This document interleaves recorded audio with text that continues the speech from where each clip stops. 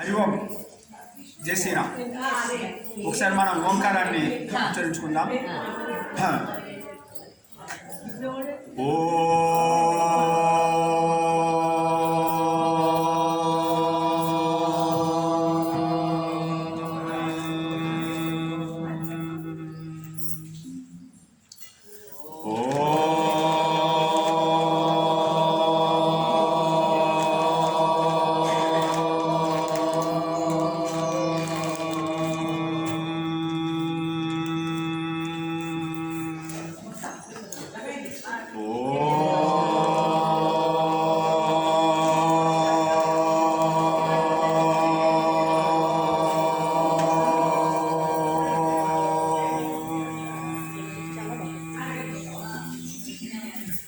गुरु ब्रह्मा गुरु विष्णु गुरुदेवो महेश्वरः गुरु साक्षात् परब्रह्म तस्मै श्री गुरवे नमः. आपदा अपहर्तारं दातारं सर्वसंपदां लोकाभिरामं श्रीरामं भूयो भूयो नमाम्यहम्. मनोजवं मारुततुल्यवेगं जितेन्द्रियं बुद्धिमतां वरिष्ठं वातात्मजं वानरयूथमुख्यं श्रीरामदूतं शिरसा नमामि. नीलातुङ्गस्तनगिरितटे सुप्त उद्बोध्य कृष्णं पारार्थं स्वं श्रुतिशतसरसिद्ध अध्यापयन्ति. सोशिष्टायां सृजनिगलितं या बलकृत्य भुङ्क्ते गोदा तस्यै नम इदमिदं भूय एवास्तु भूय. हरि ओम. భగవద్ బంధువులారా అందరికీ హృదయపూర్వక వందనాలు. హరి ఓం. ఈరోజు 23వ పాసురం. ఇది విశేష పాసురం. దీంట్లో తత్వమసి అని ఉపనిషత్తు వాక్యాన్ని నిరూపింపబడ్డది. ఇది మీరు బాగా అర్థం చేసుకుంటే ఈ అమ్మాయి పాశ్రంలో మనకు ఈ ప్రపంచం యొక్క సృష్టి ఎట్లా జరిగింది అనే దాన్ని నిరూపణ చేసింది. ఒక మంచి ఉపమానం ఇచ్చింది, అంటే పోల్చింది. అంత గొప్పగా పోల్చిందంటే అది గోదాదేవికే సాధ్యం. అంత గొప్పగా పోల్చి మనకు అందించింది అనమాట. అంటే సృష్టి ఏ విధంగా వచ్చింది ఇది ఇందులో జరిగిందనమాట. ఇది మనం అర్థం చేసుకుంటే మనలో భక్తి ఇంకెక్కువ పెరుగుతుంది. ఇది ఒక పాశ్రం యొక్క ఉద్దేశం. ఒకసారి ఈ పాశ్రాన్ని అనుసంధానం చేసుకుందాం. மாரிமலை முலஞ்சில் மன்னிக்கதந்தூரங்கம் சீரிய சிங்கம் அறிவித்து தீ விழித்து வேரிமயிறு பொங்கி வெப்பாடும் பேருந்து உதறி ஊறி நிமிர்ந்து குலங்கி புறப்பட்டு போதர்மா போலே நீ பூவை பூவண்ணா உன் கோயில் நின்றிங்கனே போந்துருளி கோப்படிய சீரிய சிங்காசனத்திரிந்து யாம் வந்த காரியம் ஆராய் அருளேலோ రెంబావాయ్. ఇది ఏమంటుందంటే నిన్న గోదాదేవి గోపికలకు పరమాత్మ సాక్షాత్తు దర్శనం జరిగింది కదా. అంగని 2 కొండు ఎంగల్ మేలు నొక్కిదియేలు ఆయన యొక్క కన్నులతోని విప్పి మనలందరినీ అంటే గోపికలందరినీ చూశాడు.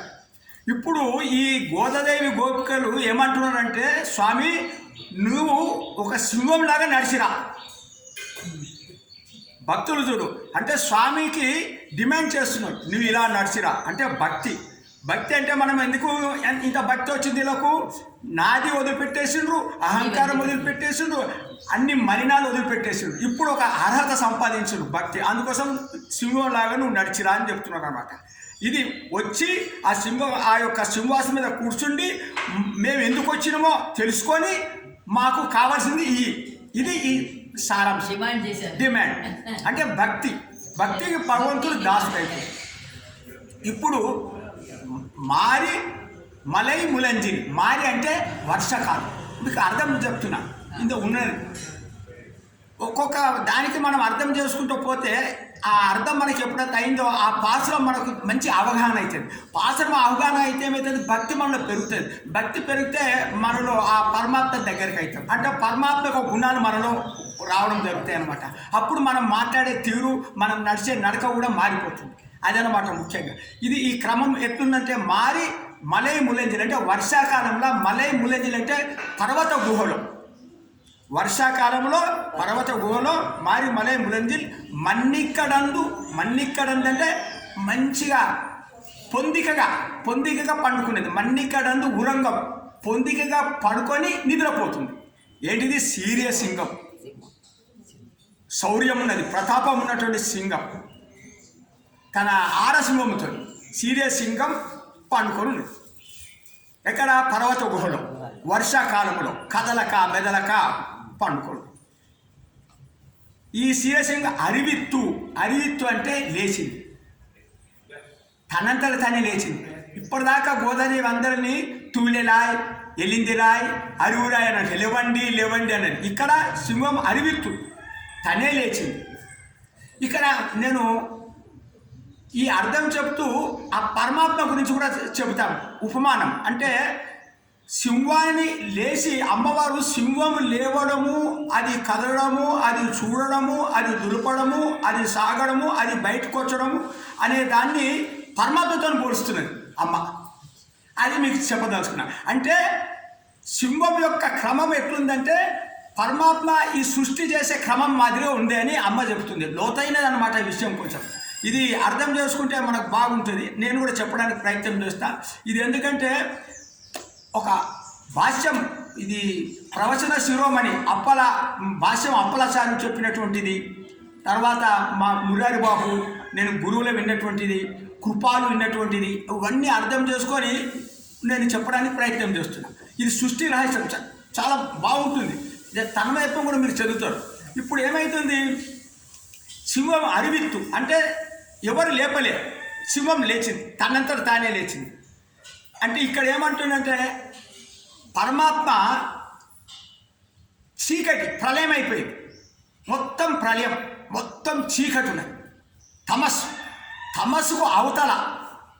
ఇప్పుడు ఏ విధంగా అయితే సింహం ఒక గుహలో పండుకున్నదో ఆ విధంగా, గుహ అంటే ఏంటి? చీకటి, ఆ పండుకున్నది. అట్లనే ఈ యొక్క పరమాత్మ చీకటికి అవతల, పెంచీకటి అవతల ఎవ్వండు ఏకాకృతిగా వెలిగి ఉండునో అన్నాడు బమ్మెర పోతన. అంటే పెళ్లి చీకటికి అవతల ఎవడైతే వెలుగుతూ ఉన్నాడో అతను ఆ పరమాత్మ ఉన్నాడు అనమాట.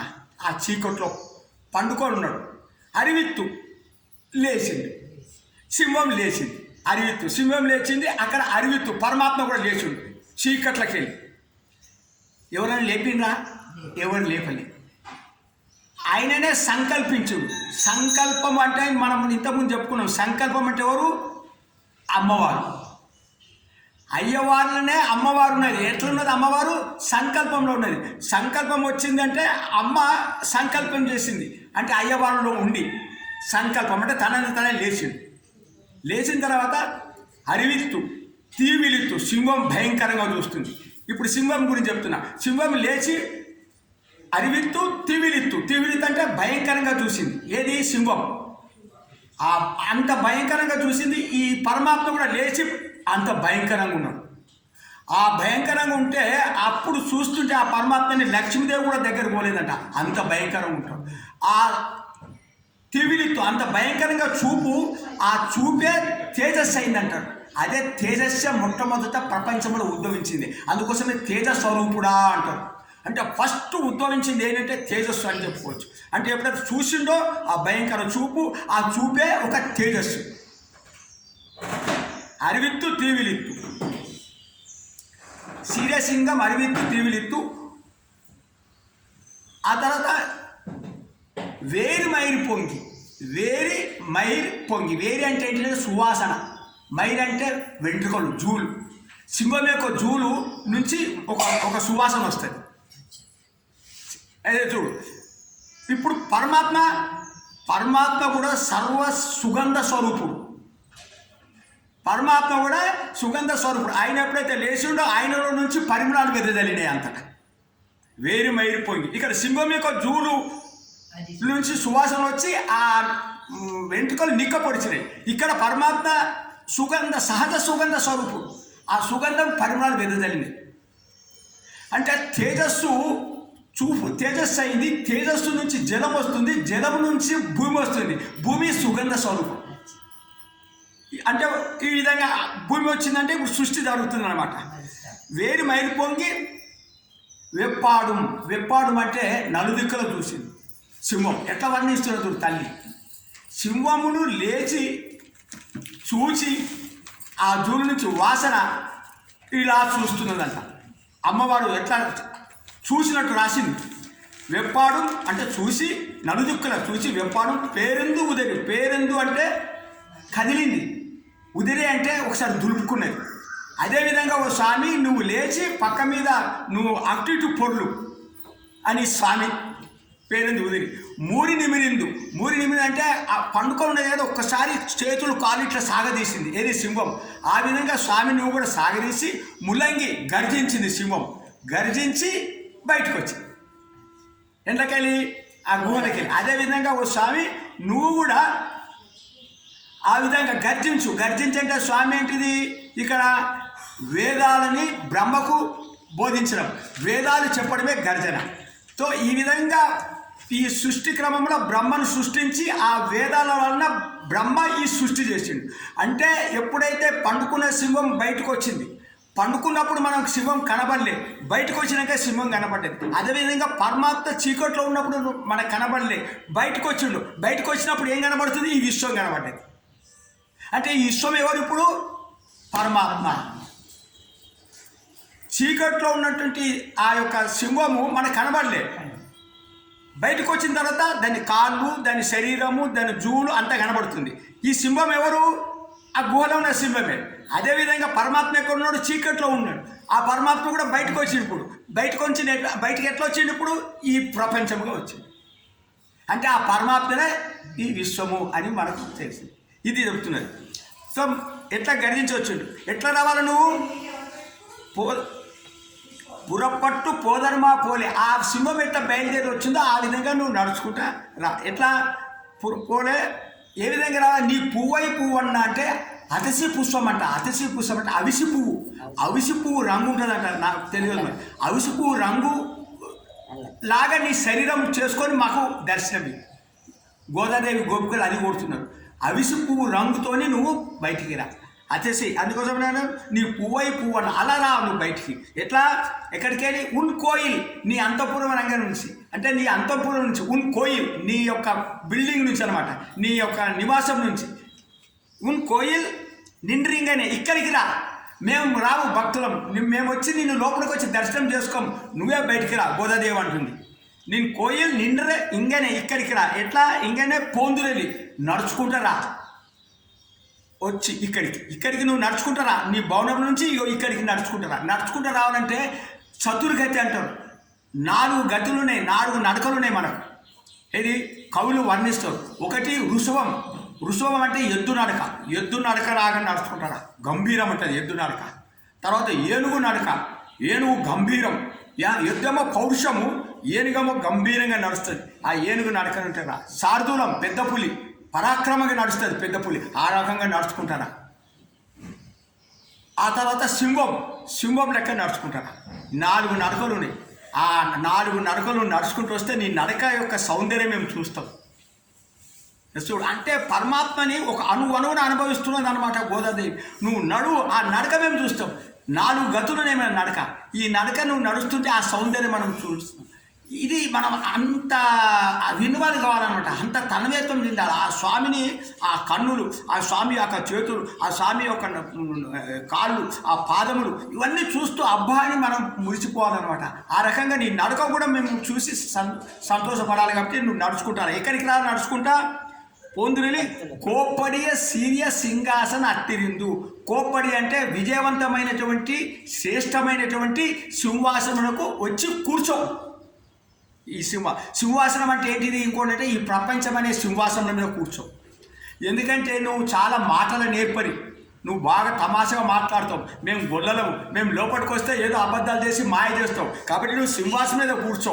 సింహాసనం మీద కూర్చొని చెప్తే ఏదైతే చెప్తావో అది చేస్తావు, లోపలైతే నువ్వు మమ్మల్ని మాయ చేస్తావు. కాబట్టి సింహాసనం మీద కూర్చొని చెప్పు.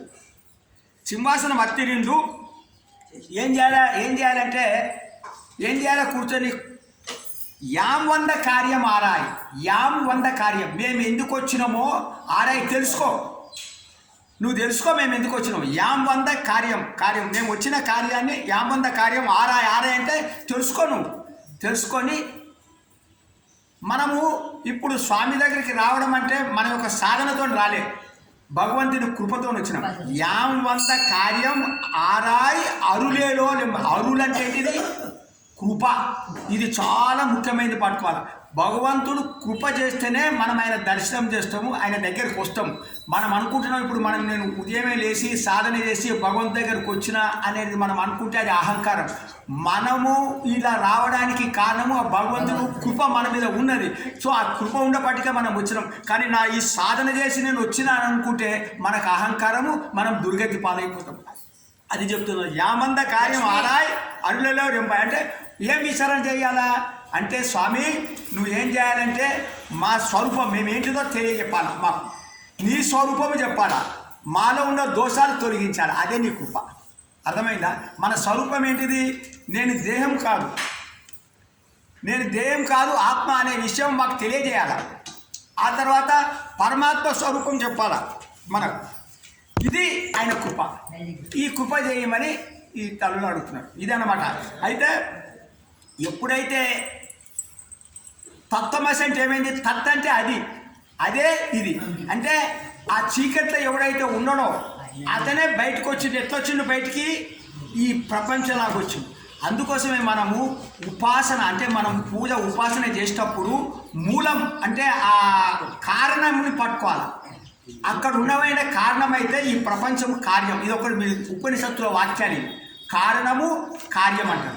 కార్యం అంటే ఈ ప్రపంచం, కారణం అంటే పరమాత్మ.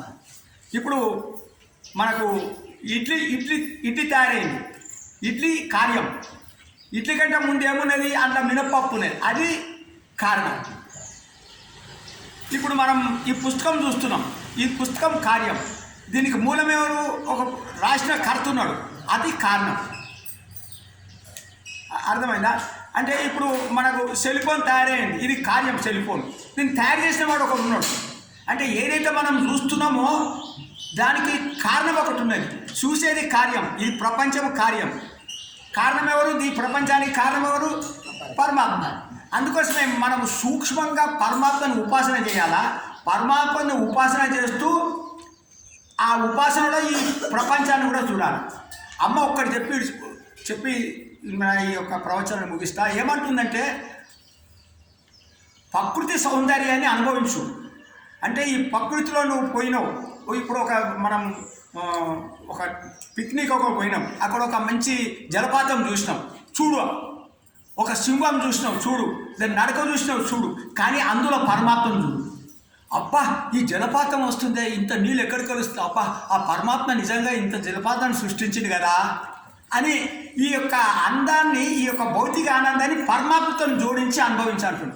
పరమాత్మను వదిలిపెట్టి అబ్బా ఏం బాగుంది, ఇదేం బాగుంది అని అన్నం అనుకో, మనం ఇదైపోతాం. ప్రతిదానికి పరమాత్మని జోడించాలి. నువ్వు చూడు ప్రపంచాన్ని. ఒక అమ్మాయిని చూసినావు, చాలా అందంగా ఉండేది. అబ్బా ఈ అమ్మాయిని పరమాత్మ సృష్టించిండే, ఈమెనే ఇంత అందంగా ఉంటే పరమాత్మ ఇంకెంత అందంగా ఉంటాడో అని పరమాత్మ వైపు పోవాలి మన మనసు. ఈ రకంగా ప్రపంచాన్ని చూస్తూ పరమాత్మ దగ్గరికి పోవాలి. అంటే ఈ ప్రపంచంలో ఉన్న ఆనందము, పరమాత్మ ఆనందము రెండు వేరు కాదు, ఒకటే. అది మనకి అమ్మ చెప్తుంది. ప్రకృతి సౌందర్యము, భగవంతుని సౌందర్యం, ఈ రెండు సౌందర్యాన్ని జోడించి నువ్వు పరమాత్మను చూడు. ఆ సింహం చూసినావు అనుకో, ఆ నడక చూసినావు అనుకో, ఆ నడిచొచ్చిన చూసినావు అనుకో, ఆ వాసన చూస్తున్నావు అనుకో, అబ్బా నీకు పరమాత్మ జ్ఞాపకం రావాలి. సూర్యుడు చంద్రుడు చూసినావు అనుకో, ఆ పరమాత్మ కన్నులు రాయి రెండని జ్ఞాపకం రావాలి. నీలమేఘ శ్యామం చూసినాం అనుకో, ఆ పరమాత్మ శరీరం మనం జ్ఞాపకం రావాలి. ఇదనమాట ప్రతి దాన్ని. అప్పుడు ఏమైపోతుంది? నీకు ఈ ప్రపంచం మీద ద్వేషం రాదు. అంటే ఈ ప్రపంచమే పరమాత్మగా, ఎప్పుడైతే ఈ ప్రపంచాన్ని పరమాత్మగా చూసినావో ఎవరి మీద నీకు ద్వేషం ఉండదు. ఎవరి మీద ద్వేషం లేకపోతే ఏమవుతుంది? ప్రేమ ఉత్పత్తి అవుతుంది. అందుకోసం నువ్వు అందరినీ ప్రేమిస్తావు. ఎప్పుడైతే ప్రేమిస్తావు నువ్వు భగవంతుని దగ్గర అవుతావు. ఎప్పుడైతే భగవంతుని దగ్గర అవుతావు పరమాత్మ నీ దగ్గరకు వచ్చేస్తావు. ఇది ఇందులో ఉన్న సృష్టి రాశి. హరి ఓం. హరి.